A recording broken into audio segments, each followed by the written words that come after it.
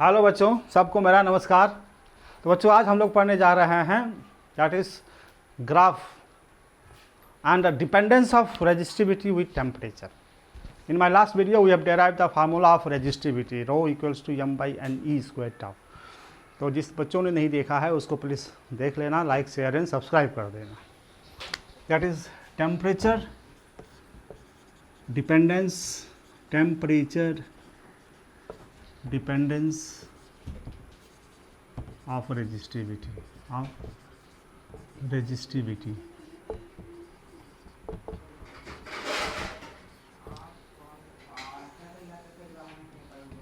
temperature dependence of resistivity. So बच्चों, in my last class we have derived the formula that is m rho equals to m by n e square tau. Okay, so mass of electron is constant, E is constant, that is rho is directly proportional to 1 upon n tau. Okay. Also, resistivity is equals to rho 0 1 plus alpha t minus t0. That is the dependence of resistivity according to temperature. R equals to R0 1 plus alpha T minus T zero. तो मतलब ये तीन formula आपको practice कर लेना है। इस पे न्यूमेरिकल्स आते हैं और कुछ ग्राफ हम डिस्कस करेंगे जो आपके एनसीईआरटी में दे रखा है। क्लियर? तो please note down the formula. Okay बच्चों, तो I think you have noted. Rho क्या है? Resistivity at temperature T. Rho zero क्या है? Resistivity at reference temperature. Alpha तो कहते हैं temperature coefficient. Alpha is temperature coefficient. What is alpha? Alpha को कहते हैं बच्चों टेम्परेचर कोएफिशिएंट। टेम्परेचर कोएफिशिएंट मतलब कि दैट इज, इसका यूनिट क्या होगा? दैट इज पर टेम्परेचर इनवर्स, कि कितना टेम्परेचर हम रेजिस्टिविटी को इंक्रीज करने के लिए by 1 unit, how much temperature we require, that is temperature coefficient. Okay, तो similarly R is the resistance at temperature T, R0 is the reference resistance at reference temperature, alpha is again the temperature coefficient. For metals, okay, for metals alpha और conductor, alpha is positive. Alpha हमेशा positive होता है for metals. Positive मतलब अगर हम temperature बढ़ाएंगे तो resistivity भी बढ़ेगा। And for conductors, for insulator और for semiconductor, specially for semiconductor alpha is negative. Alpha is negative का मतलब अगर हम टेम्परेचर बढ़ाएंगे तो रेजिस्टिविटी कम होगा, राइट? जैसे कि semiconductor it behaves as insulator as well as conductor at particular temperature. At 0 degree Celsius it is behaves as insulator, at room temperature it is behaving like a conductor. तो okay, तो if you increase the temperature then the your resistivity will decrease, that we say alpha is negative. And for metals alpha is positive. ये आपके 1 mark से question आते हैं, तो पहले note it down. Yes, now बच्चों let us discuss the graph. The graph is very important. Graph between resistivity and temperature for conductors, for alloy and for semiconductor. ये 3 graph आपके बुक्स में दे रखे हैं, तो let us discuss here. तो from this equation, इस equation से अगर आप देखेंगे, the graph between resistivity and temperature will be a straight line. Okay, but at temperature, at very low temperature the graph deviates कर जाता है। तो let us draw that graph. तो first graph is resistivity versus temperature, तो at low temperature the graph deviates and after that it becomes a straight line. Okay, for conductors, and for alloy जैसे nichrome होता है, right, chromium, nichrome, manganin, these are alloys. तो alloys में क्या होता है बच्चों, रेजिस्टिविटी वर्सेस टेम्परेचर, उसमें पहले से कुछ रेजिस्टिविटी होती है ना, इसलिए उस एलॉय का यूज़ करते हैं हम लोग हीटर्स वगैरह में। तो इसलिए ये जीरो से स्टार्ट नहीं होता, ये यहाँ से स्टार्ट होगा लाइक दैट। ये इसका स्टार्टिंग रेजिस्टिविटी इतना, दैट इज़ रेसिडुअल रेजिस्टिविटी इसको कहते हैं, रेसिडुअल रेजिस्टिविटी, इसको कहते हैं रेसिडुअल रेजिस्टिविटी। पहले से रेजिस्टिविटी होती है एलॉय में, and then if you increase the temperature resistivity also increases, that is for your alloy. And then next is your semiconductor. Semiconductor में क्या होता है बच्चों, the graph is like this, that is alpha is negative, temperature बढ़ाएंगे तो resistivity कम होगा। जैसे कि ये सेमीकंडक्टर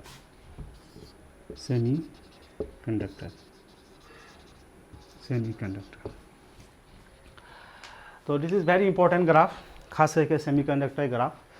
एग्जाम में क्वेश्चन आता है 2 मार्क्स का, draw the graph of resistivity versus temperature for semiconductor. तो in semiconductor because it acts as a insulator as well as conductor.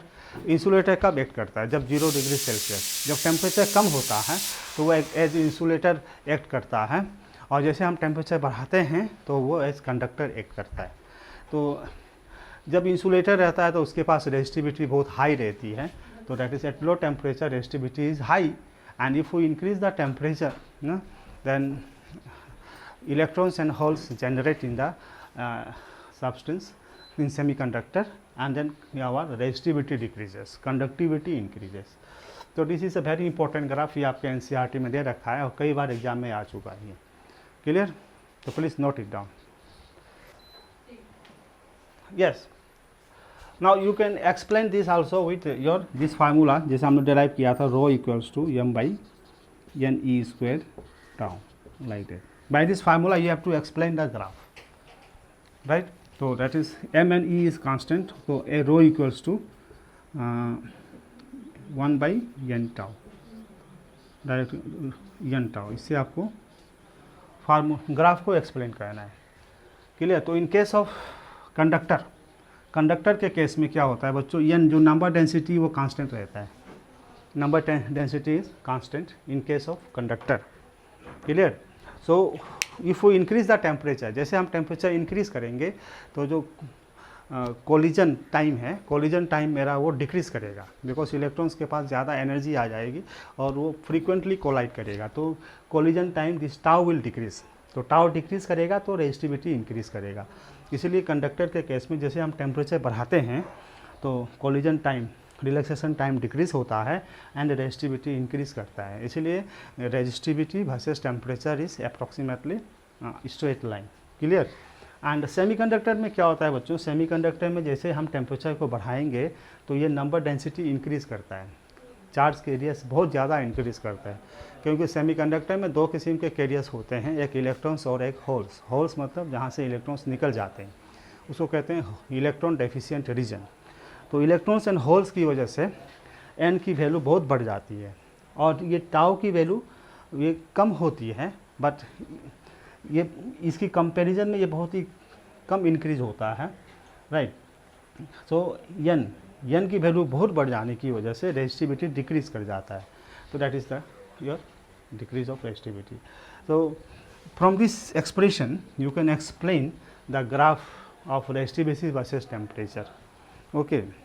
So please note it down. So you can write that is in conductor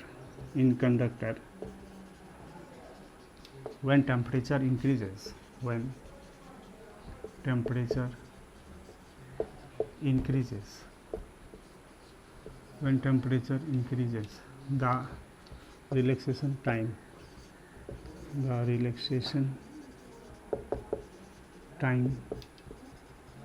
decreases, so conductivity, so resistivity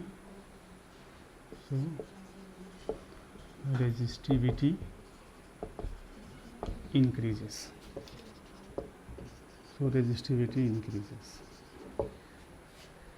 in conductor. In semiconductor in semiconductor, when temperature increases, when temperature increases, the number density,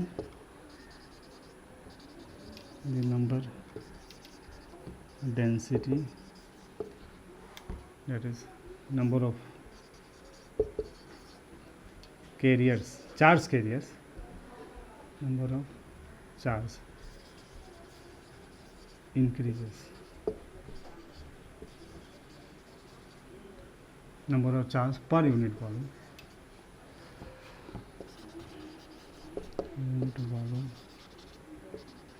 increases.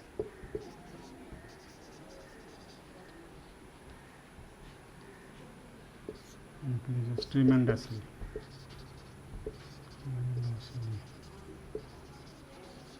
So resistivity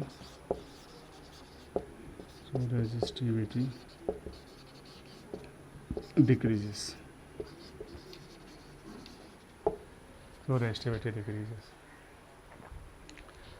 So in semiconductor, when temperature increases, the number density, that is number of charge per unit volume, that is increases. Number of charge per unit volume increases tremendously, बहुत ज़्यादा increase करता है. So resistivity decreases. And tau वो decrease करता है, लेकिन उसका decrease होना इस इंक्रीज होने से काफ़ी कम होता है. सो the resistivity increases, the resistivity decreases according to the formula, that is rho equals to 1 by n tau. Okay, ये बहुत ज़्यादा बढ़ जाता है, इसलिए डिक्रीज कर जाता है ये. And also we say that the alpha is negative for semiconductor. So this is very important graph, application of that formula, rho equals to m by n e square tau, and rho equals to rho 0 1 plus alpha t minus t 0, and similarly r equals to r 0 1 plus alpha t minus t 0. So please note it down. Yes, so what's a very important question, please do it. A wire has a resistance of 7.5 ohm at 22 degrees Celsius, 7.5 ohm at 22 degrees Celsius, and a resistance of 15.7 ohm at 175 degrees Celsius. Determine the temperature coefficient of resistance of the material. So how you will do it? That is resistance, use this formula, R equals to R0 1 plus alpha t minus T0, like that. Okay, so that is, you can write here R by alpha निकालना है हमको बच्चों, तो R by R0 equals to 1 plus alpha t minus T0. Okay, then you simplify it. So alpha is how much? That is R by R0 minus 1 equals to alpha t minus T0. Clear? So that will be your, if you simplify it, so it will be R minus R0 by R0, R minus R0 by LCM is R0, इसको नीचे ला देंगे, so it will be T minus T0, that is alpha. Clear? You see, R minus R0 LCM हो जाएगा, R minus R0 इसको नीचे ला देंगे, तो this is alpha. Okay, now 7.5 ohm at this, and this resistance at this, so that is R1 और R0 की value है 7.5 ohm, and T0 की वैल्यू है 22 डिग्री सेल्सियस. इसी तरह से RT की वैल्यू है 15.7 ohm, एंड T की वैल्यू है 175 degree Celsius. So just you put it here and you can find the alpha. Alpha equals to R means 15.7, R0 means 7.5, R0 means 7.5, and T means 175, T0 means 22, like that. solve it. So like this you have to solve the problem, and it is very important, it comes in exam, very important, it comes in exam. ऐसे नहीं मेरे exam में आते हैं, तो please note it down. Okay.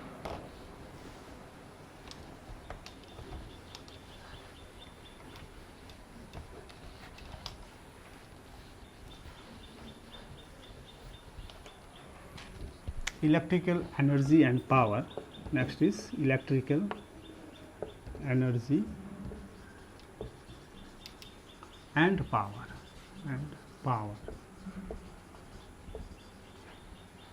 Electrical energy and power. तो बच्चों जैसे कि कोई भी एक रेजिस्टेंस है, लाइक दैट, ये रेजिस्टेंस है, ये हमने बैटरी लगा दिया, लाइक दैट, ये आर है, ये वी है, यहाँ से करंट आई फ्लो हो रहा है. That is charge is moving from point A to B. ये ए मान लेते हैं, ये बी मान लेते हैं. Charge is moving from point A to B. So there is a work done, no? There is a work done. So that work done when charge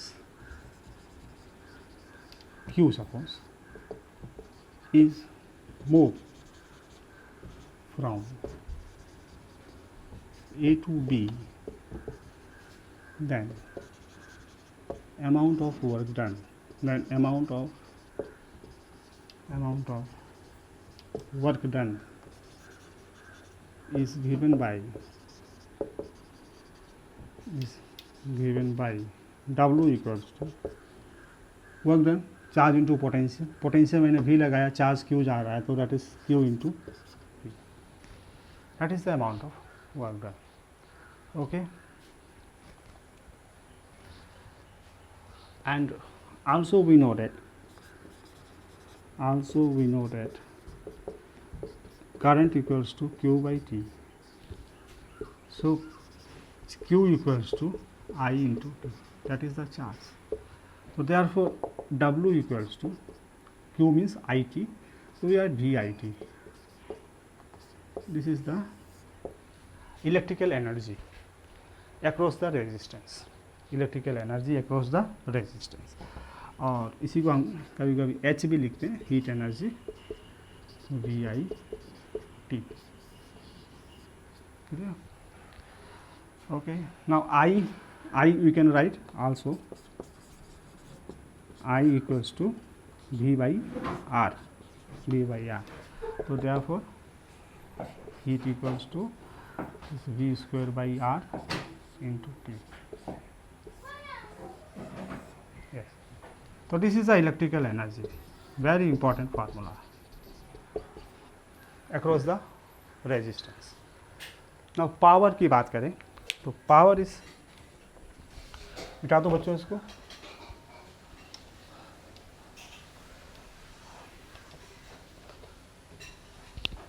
electric power P से लिखते हैं, is defined as V into I, that is potential difference into current. तो that we can write V, I को हम V by R अगर लिख दें तो power equals to V square by R. Also P equals to V, I को V को हम IR लिख दें, IR इंटू आई, तो power equals to I square R. This is the power. Okay. तो यहाँ से हम जो रेजिस्टेंस निकालते हैं, R equals to V square by P, that will derive resistance of a bulb, find like that. Clear? तो please note it down. This is the electrical energy and power in our electricity. तो इस पर जो सवाल आते हैं, जैसे कि एक बल्ब है, 60 वाट का बल्ब है, राइट, 60 वाट का बल्ब है, उसकी पावर क्या होगी, उसकी रेजिस्टेंस क्या होगी. 100 वाट का बल्ब है तो उसकी रेजिस्टेंस क्या होगी, राइट. पहले इसको नोट कर लीजिए. हो गया?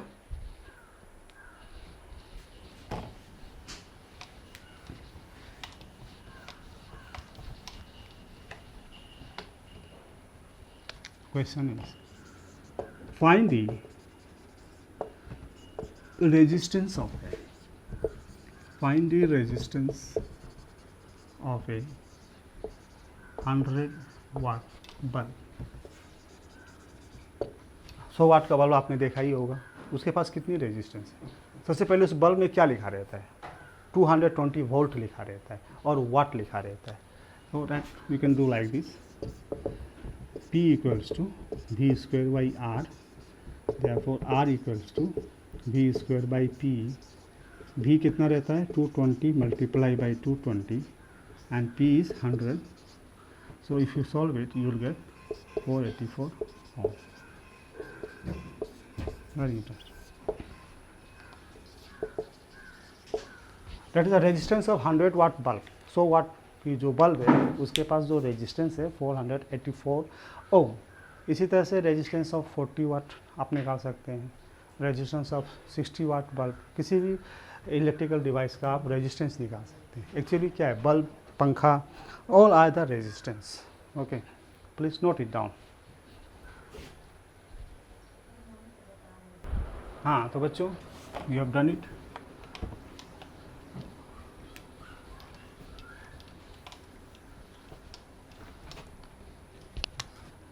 The unit of energy, the unit of electrical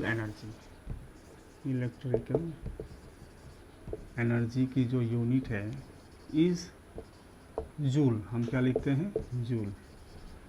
electric energy की unit joule. The unit of power, the unit of electric power, electrical power is watt. इसकी यूनिट क्या है, watt. The unit of electrical energy is joule and the unit of electrical power is watt. And another unit is, जिसको हम commercial unit कहते हैं, another unit of energy, unit of energy is kilo watt hour, kilo watt hour. इसको हम क्या लिखते हैं, KWH। That is KWH किसकी यूनिट है, एनर्जी की यूनिट है। Kilo watt power into time, power into time is energy. And 1 kilo watt hour is equals to 1000 watt into 3600 second. So it will be 3.6 into 10 to the power 6 joule. Okay, बंद कर दो। So let us see next, that is combination of resistance. Give the heading, that is combination of resistor,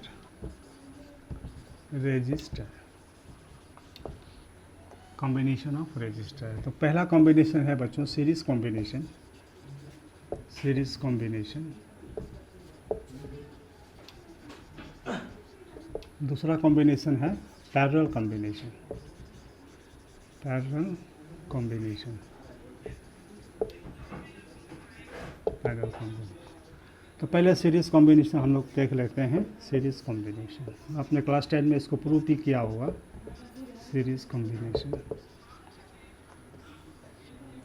मान लीजिए हमारे पास register है R1, R2, R3, 3 register है। मैंने potential difference apply कर दिया है। भी क्या है, पोटेंशियल डिफरेंस। ये R1 है, R2 है, ये R3 है। तो सीरीज में क्या होगा बच्चों, same current will pass, same current will pass across the resistance I। तो in series combination, in series same current will pass across each resistor, across each resistor, same current will pass across each। अब बच्चों ये जो potential difference मैंने लगाया है, यहाँ पे कितना पोटेंशियल ड्रॉप करेगा वो V1 मान लेते हैं। यहाँ पे पोटेंशियल ड्रॉप V2, यहाँ पे पोटेंशियल ड्रॉप V3, राइट। तो ये V1 की जो वैल्यू हो जाएगी I इंटू R1, इसकी वैल्यू हो जाएगी I इंटू R2, इसकी वैल्यू हो जाएगी I into R3। So V equals to your V1 plus V2 plus V3. So that we can write V equals to V1 मतलब I into R1, V2 मतलब I into R2 and V3 मतलब I into R3. So V equals to, I take common I, so it will be R1 plus R2 plus R3. Okay. Now let me rub it.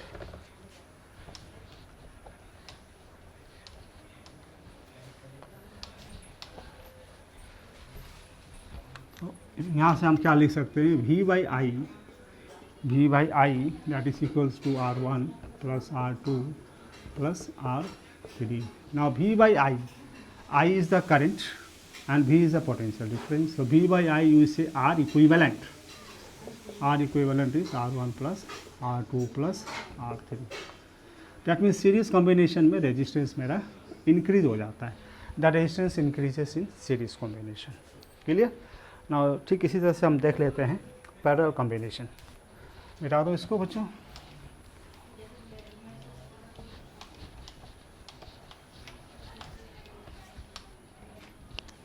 See parallel combination.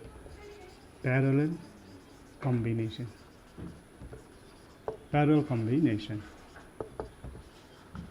Parallel combination में बच्चों क्या करते हैं, मान लेते हैं ये resistance है R1, ये another resistance R2, another resistance R3,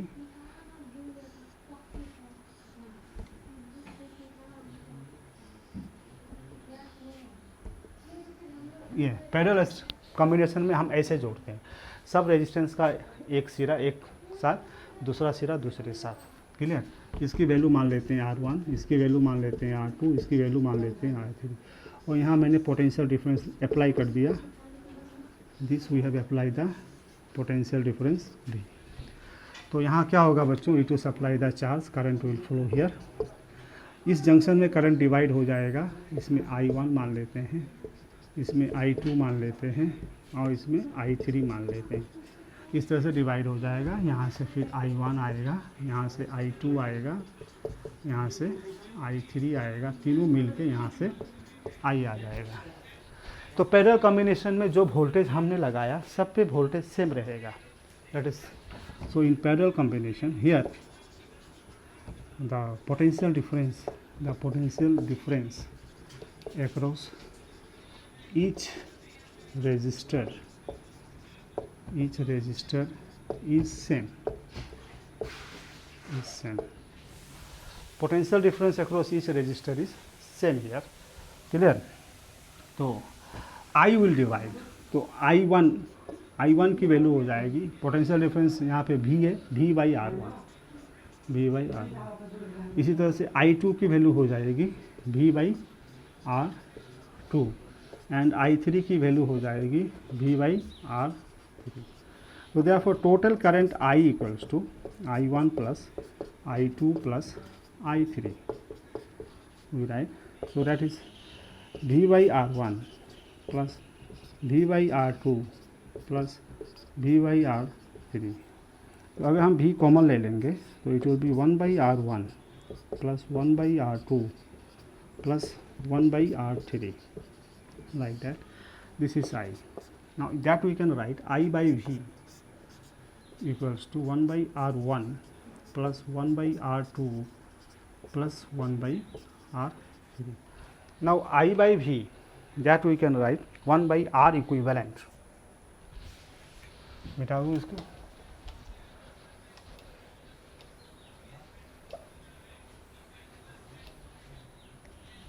I by V को हम लिखते हैं बच्चों 1 by R equivalent.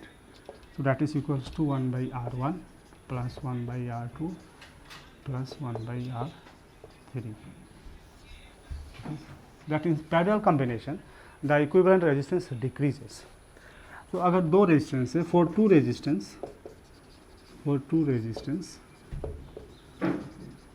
resistance we write 1 by R equivalent equals to 1 by R1 plus 1 by R2. So therefore R equivalent equals to R1 into R2 by R1 plus R2.